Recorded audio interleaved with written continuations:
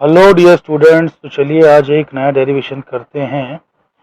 ये डेरिवेशन है Newton's lens equation का। न्यूटन्स लेंस इक्वेशन, चलिए आइए इस डेरिवेशन को देखते हैं। तो basically Newton's lens equation derive करने के लिए मैं भी एक डायग्राम बना लेता हूं। तो यहाँ पर जो है मेरी एक लेंस है। Okay, so that's my lens and ये मेरी प्रिंसिपल एक्सिस है। अब बेसिकली क्या होगा कि हम एक ऑब्जेक्ट बना लेते हैं, ठीक है। तो हमारे पास है एक object, this is my object, just a moment. तो ये मेरा एक ऑब्जेक्ट है। अब मुझे अगर बेसिकली इसके लिए इमेज बनानी है तो मैं दो तीन तरीके की अलग अलग रेज कंसीडर कर सकता हूँ। तो वो रेज कौन सी हैं? बहुत ही सिंपल है, देख लीजिए ज़रा। तो मान लीजिए कि ये पहली एक रे है, ठीक है। तो ये फर्स्ट रे लेंस पे गिरी जो कि पैरेलल चल रही है। और फिर ये जो है जब ये पैरेलल चल के आई है तो ये कहाँ से पास होने वाली है? ऑब्वियसली फोकस से। तो मैं एक मान लेता हूँ कि वहाँ पे नीचे कहीं पे एक पॉइंट फोकस है। So this is my focus, let's say. तो ये फोकस से गुजरी है ये मतलब रे, ठीक है। ये फोकस से गुजरी है। अच्छा, जितना दूरी यहाँ पर होगी फोकस की, उतनी ही दूरी इस तरफ भी तो होगी ना। तो बेसिकली यहाँ पर भी मैं एक अप्रोक्सीमेटली उतने ही डिस्टेंस पे, एग्जैक्ट सेम डिस्टेंस पे तो नहीं बना पाऊंगा, बट उतने डिस्टेंस पे बना देता हूँ एक और फोकस। तो दूसरी रे चलिए यहाँ से ले लेता हूँ। तो दूसरी रे जो बेसिकली फोकस से जाएगी और लेंस पे गिरेगी, तो फिर वो लेंस से फिर कैसे इमर्ज होगी? तो ऑब्वियसली जो है वो पैरेलल इमर्ज होगी, है ना, पैरेलल इमर्ज होगी इस तरीके से। तो वो जो है प्रिंसिपल एक्सिस के पैरेलल इमर्ज होने वाली है। Okay, fine, great. अच्छा, और एक रे अगर और चाहें, वैसे दो रेस तो सफिशिएंट होती हैं इमेज बनाने के लिए, दो रेस से हमारा काम हो जाता है। अगर आप चाहें, ठीक है, तो बेसिकली एक ऑप्टिकल सेंटर से भी पास कर सकते हैं। तो अगर आप एक ऑप्टिकल सेंटर से पास करेंगे तो वो भी उधर ही जाके मिलेगी। लेकिन फिलहाल तो आपको ये दो रेज ही इंपॉर्टेंट है, ठीक है, इन्हीं का ध्यान रखिए। तो चलिए, दो रेज मिल गई और हमारा जो है इमेज क्रिएट हो गया। इमेज जो है रियल इमेज है और इन्वर्टेड है, ठीक है। अच्छा, मैग्नीफाइड है, डिमिनिश्ड है, ये सब भूल जाइए, ये सब अभी किसी काम का नहीं है। तो चलिए, ये जो है इस इमेज की हाइट h1 है। इसका नाम कुछ भी रख देते हैं, लेट्स से ए बी। और इसकी जो हाइट है ये h2 है और इसका नाम रख देते हैं let's say A dash B dash, ठीक है। अच्छा, और ये जो हाइट पे टकराई है, तो बेसिकली इस हाइट का मतलब नाम h1 तो है, लेकिन यहाँ पर हम जो है कुछ और नेमिंग भी करेंगे ना। तो इसको लेट्स से m नाम दे दिया। और नीचे के साइड पे जहाँ पर जो है हम ये रे टकरा रही है उसे हमने नाम दे दिया n, ठीक है। तो बेसिकली मतलब ये जस्ट मैंने कहाँ पर इंसिडेंट रे टकरा रही हैं लेंस को, मैं बस वो नाम दे रहा हूँ, ठीक है। और कुछ एक्स्ट्रा नहीं कर रहा हूँ। अच्छा, अब चलिए कुछ डिस्टेंसेस भी डिफाइन कर लिए जाएं। तो डिस्टेंसेस को मैं इसको नाम रख देता हूँ x1। और वैसे ही जो इसका करस्पॉन्डिंग रहेगा डिस्टेंस, वो यहाँ पर राइट साइड पे उसका नाम रख देता हूँ x2। तो ठीक है, चलिए, वो x1 था, ये x2 हो गया। ओके, ये फोकल लेंथ है f, ये भी फोकल लेंथ है f, आप सभी जानते हैं, ठीक है। Now let's consider two triangles. कौन कौन से?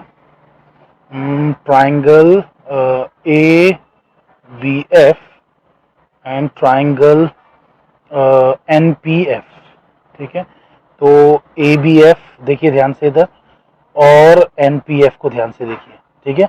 सो ये जो दोनों ट्राइंगल्स हैं, these are similar triangles, so they are similar. तो अगर ये सिमिलर ट्राइंगल्स हैं तो सिमिलर ट्राइंगल्स का तो आप जानते ही हैं कि basically what you can do is simply, मतलब उनकी हाइट्स जो होती है ना, उनका जो रेशियो होता है, साइड्स होती हैं बेसिकली, उनका रेशियो लिया जा सकता है और वो इक्वल होता है। तो रेशियो इक्वल होता है, तो इसका मतलब तो ये हो गया कि अगर मैं डिवाइड करूं this thing by this thing, तो that will be equals to this thing by this thing. मतलब ओके, H1 को मैंने डिवाइड किया इस चीज से जो कि H2 के बराबर है। देखिए, H2 के बराबर है, ध्यान से देखिए, है ना। तो अगर मैंने H1 को H2 से डिवाइड किया तो उसका रेशियो कितना आएगा? AF बाई FP, यानी कि simply X1 by F, X1 by F इतना आएगा। I hope you are understanding this, इसलिए मैं स्लो जा रहा हूँ कि अगर मैंने इसकी ये वाली साइड लिया, इस ट्राइंगल की ये वाली साइड लिया, तो भैया उस ट्राइंगल की करस्पॉन्डिंग साइड तो ये PN वाली होगी ना। तो मैं क्या करने वाला हूं, मैं चलिए वो साइड्स लिख देता हूं मैं आपके लिए। तो AB upon NP is equals to, ध्यान दीजिएगा, AB अपॉन NP, ठीक है, will be equals to what, AF upon FP, ठीक है। तो AF upon FP which simply means H1 upon H2 equals to X1 by F, ठीक है। So that's my equation number 1, समझ रहे ना। तो ये सब वैल्यूज आपको दिख रही है, ये H1 है, ये H2 है, ये X1 है, ये F है, ठीक है।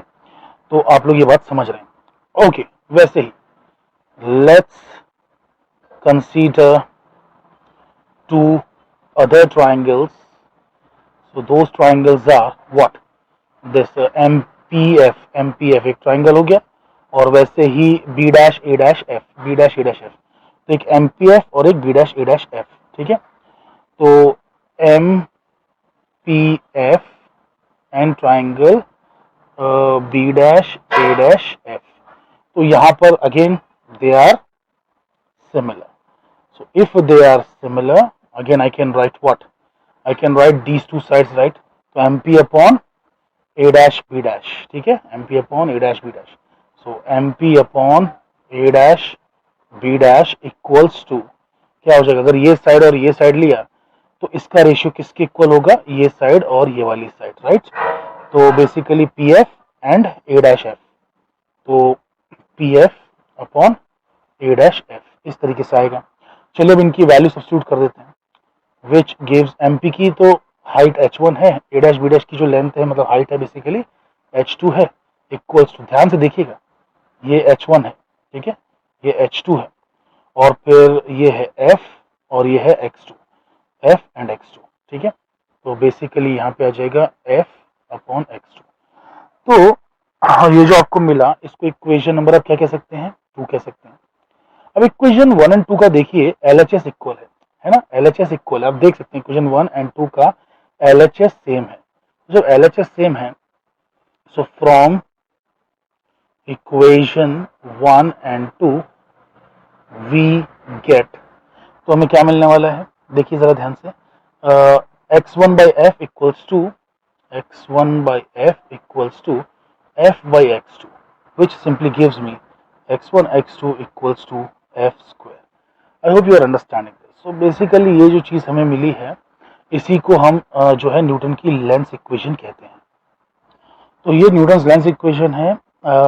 अब लिसन, सपोज कि दोनों साइड पर, मतलब इस साइड पर और इस साइड पर मीडियम्स डिफरेंट होते, तो ये जो फोकल लेंथ जो मैच हो रही है ना एफ और एफ, ये फिर मैच नहीं होती है ना। मीडियम अगर बदल जाएगा ना तो they will not be same, ठीक है। सो इफ मीडियम या media on either side of the lens are different, then f1 is not equal to f2. So in that case we get what, देखिए क्या change होगा, अरे जहाँ पे आपने x1 by f लिखा है ना वहाँ पे आपको x1 by f1 लिखना पड़ेगा, जहाँ पे आपने f by x2 लिखा है वहाँ पे आपको f2 by x2 लिखना पड़ेगा। तो यहाँ पर f1 आ जाएगा, यहाँ पे f2 आ जाएगा, तो बेसिकली f स्क्वायर की जगह पे सिंपली आपका हो जाएगा x1 x2 equals to f1 f2. So this is more general equation. I hope you are understanding this. So basically ये था न्यूटन का लेंस इक्वेशन। Thank you.